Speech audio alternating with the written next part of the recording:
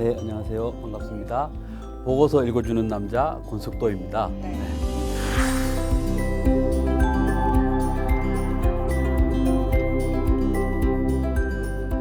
교수님께 함께 읽어주실 보고서가 바로 이겁니다.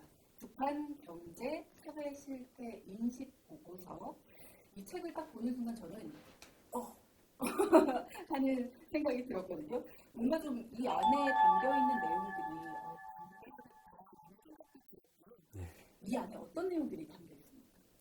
네, 통일부가 네. 굉장히 오래 전부터 북한 이탈 주민들을 통해서 북한을 객관적으로 연구하는 데 많은 관심을 기울이고 있었습니다. 그래서 2010년부터 북한 경제사회 심층 정보 수집을 하는 사업들을 계속해서 해왔습니다.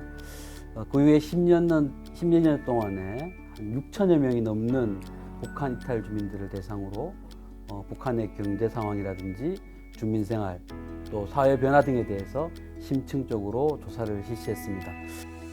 뭔가 북한 당국이 체계적이고 잘 알려져 있는 그런 정보 외에 뭔가 내부적인 자료들을 국제사회에 공개하기 꺼려하는 그런 상황에서 이 책이 우리에게 알려주는 구체적인 정보들이 굉장히 많을 것이다라는 게 기대가 됩니다.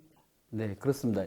이번에 나온 이 북한 경제사회 실태 인식 보고서는 많은 연구자들이 참여를 했고, 또 많은 앞서도 말씀드렸듯이 6천 명이 넘는 많은 이탈 주민들의 진심도 함께 담겨져 있습니다. 그래서 이러한 분들의 노력이 헛되지 않도록 많은 국민들이 알게 되고, 또 국제사회에서도 많은 관심을 가져주기를 바라고 있습니다.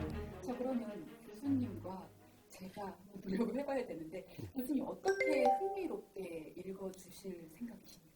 방대한 분량이기 때문에 설명한다는 게 쉽지 않습니다. 그래서 이 책 속에는 많은 그래프들이라든지 아니면 조사 결과를 요약해 놓은 내용들이 잘 정리가 되어 있습니다. 그래서 오늘은 그래프를 중심으로 해서 수치와 통계, 경제사회 실태, 변화 이런 것들을 잘 설명하는 것이 중요하겠다 이런 생각하고 있습니다.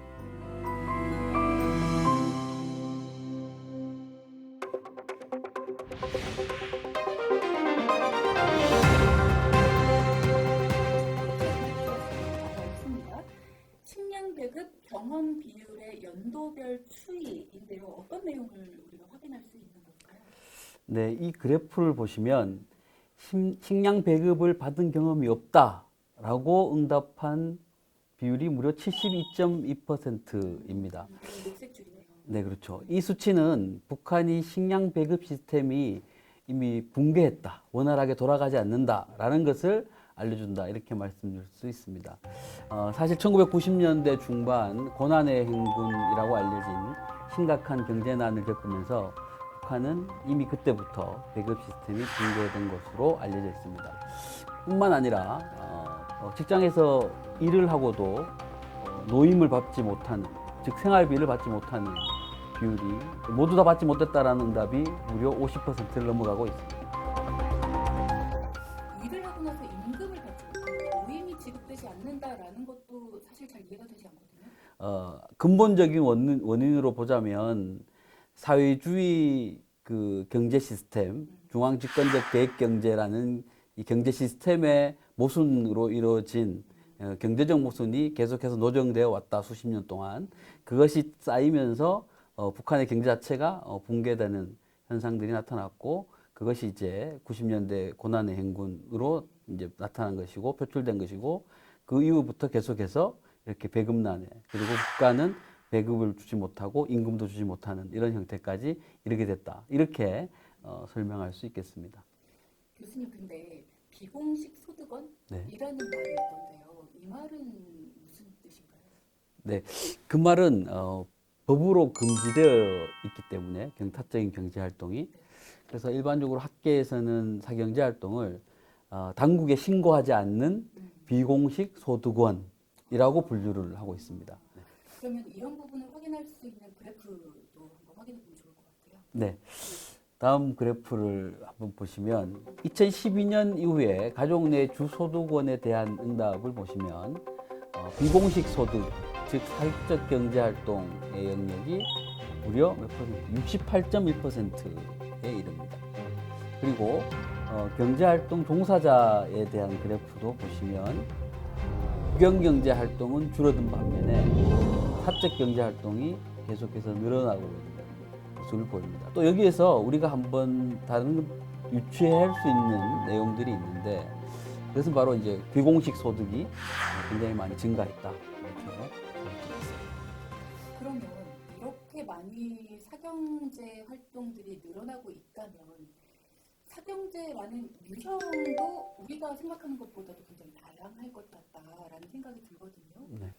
이 북한의 시장화가 어느덧 굉장히 오랜 시간 진행되어 왔습니다. 아마 놀라실 수도 있는데 소매 장사가 27%를 나타내고 있고 그다음에 그 뒤를 이어서 대거리 장사가 10%, 19% 정도를 나타내고 있고 그다음에 뭐 밀수라든지 음식 장사 그리고 뭐 떼기밭 등의 순수로 나타나고 있는 것 같습니다. 이런 것들이 노동시장에도 계속해서 영향을 미치는 것으로 파악이 되고 있습니다. 그러면 실제로 사적 고용도 이루어집니까? 삭벌이라고 하는데요. 예, 그래서 삭벌이 해본 경험이 있느냐를 이제 앞에서 보시는 그래프로 수치화를 한 것입니다. 2000년 이전에는 굉장히 낮은 수치의 경험으로 응답하고 있고 네, 점점 높아지면서 김정은 정권 들어와서 굉장히 큰 폭으로 상승하고 있는 모습들을 보이고 있습니다. 그래서 이것은 이제 엄격하게 북한 당국에서도 이제 금하고 있는 형태인데도 나타나고 있다라고 하는 것은 북한의 어떤 그 경제가 운영되는 과정에서 중요한 어떤 변화의 모습으로 확인되는 모습이다 이렇게 말씀드릴 수 있겠습니다.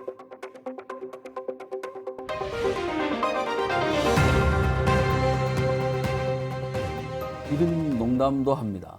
북한에 이제 당이 두 개가 있는데 조선노동당이 있고 그 위에 장마당이 있다.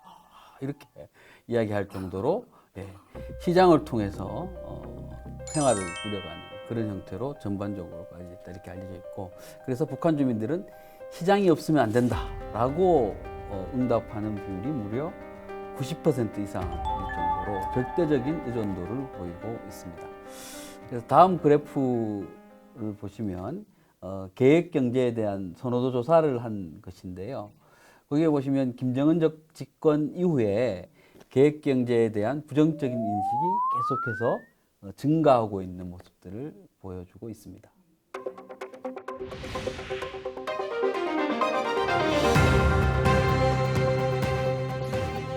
매매가 북한에서도 가능하다라는 얘기가 있던데 맞나요? 사실상으로 보면 이제 불가능하죠. 왜냐하면 북한에서의 주택은 국가 소유니까요. 그렇죠. 예, 그런데 북한 당국이 일반 주민들에게 입사증이라고 하는 그 주택에서 살 수 있는 증서를 발급을 합니다. 그 입사증을 이제 사고 파는 행위, 매매 행위가 이루어진다는 것이죠. 그래서 주택의 이제 그 양도나 매매를 통해서 그런 경험치들이 점점 높아지고 있는 그런 수치를 보여주고 있습니다. 마찬가지로 예, 그렇습니다. 그래서 김정은 정권 들어와서 굉장히 큰 폭으로 증가하는 모습들을 나타내고 있습니다. 그러면 또 궁금해지는 것이 일단 나라 소유의 주택도 사고 판다라는 얘기를 듣고 나니까 나라 소유의 재산이 주택뿐만은 아닐 거란 말이에요. 그럼 그런 비슷한 국유 재산 중에서 개인 간의 거래가 되고 있는 게 또 있을까? 라는 의문이 좀 생겨요. 뭐 구체적인 수치로 나타나진 않겠지만 종합시장이 앞서 많다고 말씀드렸잖아요. 북한의 종합시장이 굉장히 많습니다. 한 600개 정도 공식적으로 인정되는 종합시장이 예, 비공식적이면 수천 개가 될 수 있습니다. 이런 종합시장에서 매대를 매매하는 현상도 나타나게 되고 또한 이제 소규모 개인 기업들도 등장하게 됩니다. 그래서 북한의 기업이라고 하는 것이 뭐 협동단체라든지 이런 형태로 나타나는데 그것이 개인이 소유하는 기업으로 이루어진다는 거죠. 이 마찬가지로 법적으로는 엄격히 금지되어 있는 내용입니다. 예.